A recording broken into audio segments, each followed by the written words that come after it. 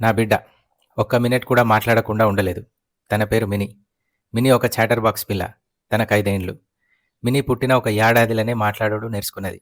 అప్పటి నుండి నా బిడ్డ మాట్లాడుడు ఎప్పుడు కూడా ఆపలే.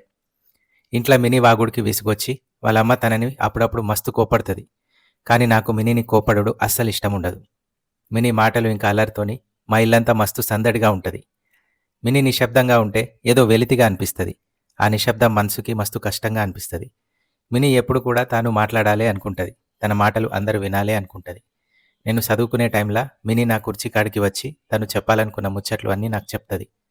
మినీ మాటలతోని ప్రశ్నలతోని అల్లరి చేస్తూ నన్ను సరిగా చదువుకోనివ్వదు.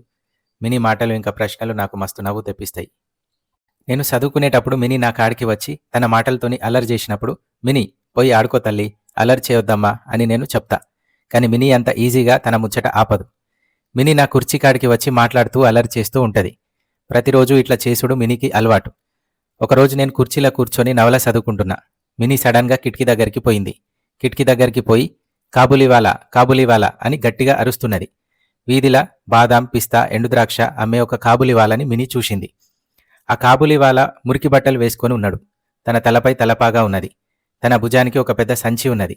అతని చేతిలో 3-4 పెట్టెల ఎండుద్రాక్ష పండ్లున్నాయి. కాబూలీవాలా ఆజానుబాహుడు, చాలా పొడగరి. అతను వీధి వెంట నడుచుకుంటా ఇంటింటికి తిరిగి బాదాం, పిస్తా, ఎండుద్రాక్ష పండ్లు అమ్ముకుంటున్నాడు. మినీ కంటికి కాబూలీవాలా చాలా ఆసక్తికరంగా కనిపిస్తున్నాడు. అతన్ని చూడంగానే మినీ చిన్ని మెదడ్ల చాలా ఆలోచనలు మెదిలినాయి. కాబూలీవాలాని చూసి మినీ కేరింతలు కొడుతున్నది, గట్టిగా అరుస్తున్నది. నేను ఆ టైంలో నవల చదువుతున్నా. నేను చదివే నవల మస్తు ఇంట్రెస్టింగ్గా ఉన్నది. మినీ అల్లరి వల్ల నేను సరిగా చదవలేకపోతున్నా. మినీ అల్లరి వల్ల నేను నవలని కొన్ని రోజులుగా పూర్తి చేయలేకపోతున్నా. మినీ అల్లరికి, కేరింతలకి వీధిలో నడుస్తున్న కాబూలీవాలా నవ్వుతూ మా దిక్కు చూసి మా ఇంటి దిక్కు నడుస్తూ వస్తున్నాడు. అప్పటిదాకా కాబూలీవాలాని చూసి సంతోషంతో కేరింతలు కొట్టిన మినీ అతను దగ్గరికి రాగానే వెంటనే భయంతోని ఇంట్లోకి పోయి దాక్కున్నది. కాబూలీవాలా భుజానికి ఒక పెద్ద సంచి ఉన్నది. ఆ సంచిలో తనలాంటి చిన్నపిల్లలు ఉంటారని మినీ భయం, ఇంకా అపోహ. కాబూలీవాలా మా ఇంటి దాకా వచ్చిండు. సలాం బాబు అన్నాడు. నేను అప్పుడు నవల చదువుతున్నా. అతని దగ్గర ఏదైనా కొనాలి అని నేను అనుకున్నా. అతన్ని ఇంట్లోకి రమ్మన్నా. అతని దగ్గర బాదాం, పిస్తా ఇంకా ఎండుద్రాక్ష పండ్లున్నాయి. నేను తనతో కొద్దిసేపు మాట్లాడిన. అట్లా అతని గురించి తెలుసుకున్నా. కాబూలీవాలా పేరు రెహమత్. అతను ఆఫ్ఘనిస్తాన్ నుంచి బ్రతుకుదెరువు కోసం కలకత్తాకి వచ్చి ఇంటింటికి తిరిగి బాదాం, పిస్తా ఇంకా ఎండుద్రాక్ష పండ్లు అమ్ముకుంటున్నాడు. కాబూలీవాలా నాతోని మాట్లాడేటప్పుడు తన దేశంలో ఉన్న పరిస్థితులు ఇంకా అక్కడి ప్రజల స్థితిగతుల గురించి చెప్తున్నాడు. నాతోని మాట్లాడుకుంటేనే బాబు మీ కూతురు ఏది అని నన్ను అడిగిండు. మినీ మనసులో కాబూలీవాలా గురించి మస్తు భయాలు, అపోహలున్నాయి. అందువల్ల నా బిడ్డ కాబూలీవాలాను చూసి వెంటనే భయంతోని ఇంట్లోకి పోయి దాక్కున్నది. కాబూలీవాలా భుజానికి ఉన్న సంచిలా తనలాంటి చిన్నపిల్లలు ఉంటారని ఆమె భయం. తనని కూడా ఆ సంచిలా వేసుకొని ఎత్తుకపోతాడేమోనని తన భయం ఇంకా అపోహ. మినీ మనసులో ఉన్న అపోహలని, భయాలని తీసేసేందుకు నేను మస్తు ప్రయత్నం చేసిన. మినీని బుజ్జగించి ఇంట్లో నుండి బయటికి తీసుకొచ్చిన.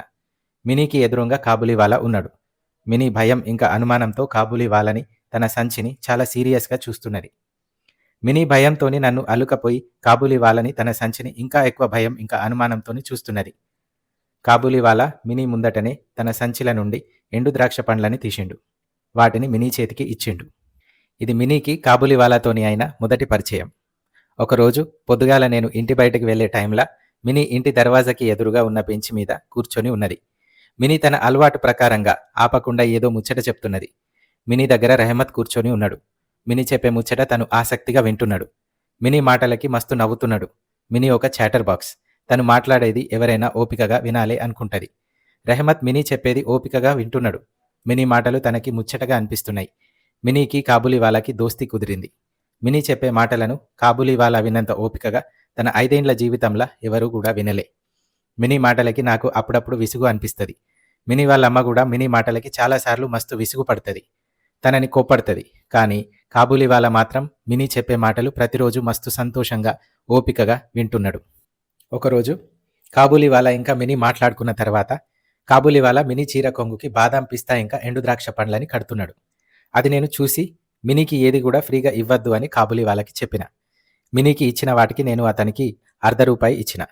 అతను ఆ ₹1/2 తన సంచిలో వేసుకొని వెళ్ళిపోయిండు. మినీ ఇంట్లోకి పోయింది. తర్వాత నేను పని మీద బయటికి పోయి ఇంటికి వచ్చిన. నేను ఇంటికి వచ్చే టైంకి ఇంట్లో మస్తు గొడవ జరుగుతున్నది. మినీ వాళ్ళమ్మ తన చేతిలో ₹1/2 బిల్లని పట్టుకొని మినీని గట్టిగా ప్రశ్నిస్తున్నది. నీకు ఈ రూ. 1 బిల్ల ఎవరిచ్చిండ్రు మినీ అని వాళ్ళమ్మ మినీని అడుగుతున్నది. మినీ, నీకు ఈ రూ. 1 బిల్ల ఎక్కడిది చెప్పు అని మినీని వాళ్ళమ్మ కోపంగా అడుగుతున్నది.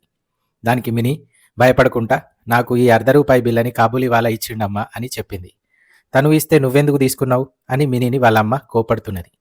నేను అతన్ని అడగలేదు అమ్మ, తనే నాకు రూ. 1 బిల్లని ఇచ్చిండు అని మినీ వాళ్ళమ్మకి చెప్తున్నది. నేను మినీని వాళ్ళమ్మ కోపం నుండి కాపాడాలే అనుకున్నా. మినీని ఎత్తుకొని వాళ్ళమ్మకి దూరంగా తీసుకొని వచ్చిన. మినీతోని మాట్లాడితే కాబూలీవాలా ప్రతిరోజు మా ఇంటికి వస్తున్నాడు అని తెలిసింది. కాబూలీవాలా ప్రతిరోజు మినీతోని మాట్లాడి తనకి బాదం, పిస్తా, ఎండుద్రాక్ష పండ్లు ఇస్తున్నాడు.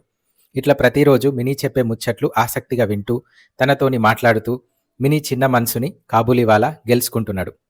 కాబూలీవాలా ఇంకా మినీలు మంచి దోస్తులైండ్రు. మినీ ప్రతిరోజు కాబూలీవాలాని చూడంగానే నవ్వుకుంటా తుల్లుకుంటా ఓ కాబూలీవాలా, ఓ కాబూలీవాలా అని కేరింతలు కొడుతూ వెళ్తది. కాబూలీవాలా, నీ సంచిల ఏమున్నది అని మినీ ప్రతిరోజు అడుగుతుంది. దానికి కాబూలీవాలా తన సంచిల ఏనుగున్నదని నవ్వుకుంటా చెప్తాడు. అది విని మినీ నవ్వుతుంది. వాళ్ళు సరదాగా నవ్వుకుంటుంటే నాకు ముచ్చటగా అనిపిస్తుంది. పొద్దు పొద్దున్నే వాళ్ళిద్దరిని చూస్తే మనసుకి సంతోషంగా అనిపిస్తుంది. ఒకరోజు కాబూలీవాలా మినీతో, మినీ, నువ్వు పెద్దగైనాక మీ అత్తగారింటికి పోవద్దు అంటున్నాడు. నువ్వు మీ అత్తగారింటికి పోతే నాతో ఎవరు మాట్లాడతారు అని కాబూలీవాలా మినీతో అంటున్నాడు. మినీకి అత్తగారిల్లు అంటే ఏంటిదో తెలియదు. మినీకి మౌనంగా ఉండు అస్సలు నచ్చదు. కాబట్టి అత్తగారిల్లు అంటే ఏంటిదో తెలియకున్నా కాబూలీవాలా అడిగిన ప్రశ్నకి బదులుగా కాబూలీవాలా, నువ్వు మీ అత్తగారింటికి పోతున్నావా అని అంటది. ఈ ముచ్చట్లు మినీకి కాబూలీవాలాకి మధ్య రోజు జరిగేవే. దాదాపుగా ప్రతిరోజు మినీ ఇంకా కాబూలీవాలా ఈ మాటలు మాట్లాడుకుంటారు. నేను కలకత్తా దాటి ఎప్పుడూ కూడా బయటికి పోలే. ప్రపంచంలో జరిగే విషయాలు తెలుసుకోవాలి అనే ఆసక్తి, అభిరుచి నాకున్నాయి. కాబూలీవాలా తరచుగా తన దేశం గురించి చెప్తుంటాడు. తనకి వచ్చి రాని బెంగాలీ భాషల ఆఫ్ఘనిస్తాన్ గురించి చెప్తాడు. కాబూలీవాలా తన దేశం ఇంకా తను ఉండే ఊరు గురించి చెప్తుంటే నా కళ్ళతోని ఆ ప్రాంతాన్ని చూసినట్లుగా నాకు అనిపిస్తుంది. కాబూలీవాలా చాలా మంచోడు. కాబూలీవాలా పరిచయం అయినప్పటి నుండి మినీ మస్తు సంతోషంగా ఉన్నది. నేను కూడా సంతోషంగా ఉన్నా. మినీ వాళ్ళ అమ్మకి మాత్రం ఆందోళన ఎక్కువ. ప్రపంచంలో మంచోళ్ళ కంటే చెడ్డోళ్ళే ఎక్కువ ఉన్నారు అనేది ఆమె భయం. ప్రపంచంలో తాగుబోతులు, దొంగతనం చేసేటోళ్ళు, పిల్లల్ని ఎత్తుకపోయేటోళ్ళు ఎక్కువగా ఉన్నారు అని మినీ వాళ్ళమ్మ భయం.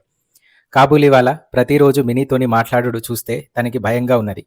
కాబూలీవాలా మీద ఒక కన్నేసి ఉంచండి, వాడు పిల్లల్ని ఎత్తుకపోయేటోడి లెక్క ఉన్నాడు, వాడు మన మినీని ఎత్తుకపోతాడేమో అని మినీ వాళ్ళమ్మ తరచుగా నాతోని అంటది. కానీ నాకు అట్లాంటి భయాలు లేవు.